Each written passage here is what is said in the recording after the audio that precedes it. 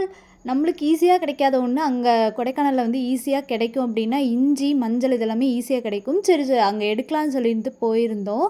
அங்கே போகிற வழியில் பார்த்திங்க அப்படின்னா இந்த ராம் சீதா பழம் வந்து நிறைய பேர் விதைகள் கேட்டிருந்தீங்க இல்லையா? இப்போ வந்து அங்கே வந்து சீசன் எந்த ஃப்ரூட்டுமே சீசன் கிடையாது.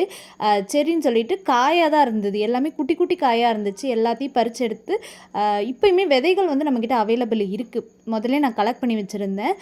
இப்போ என்ன அங்கே சீசன் பார்த்தா இந்த காஃபி பழம் தான் சீசன்னே சொல்லணும். எங்கே பார்த்தாலும் இந்த காஃபி பழம் தான் இருக்குது. அதுக்கப்புறம் பார்த்தா மலைவாழை வந்து அங்கே ரொம்ப டேஸ்ட்டாக இருக்கும். அது எப்போவுமே அங்கே கிடைக்கக்கூடிய ஒன்று.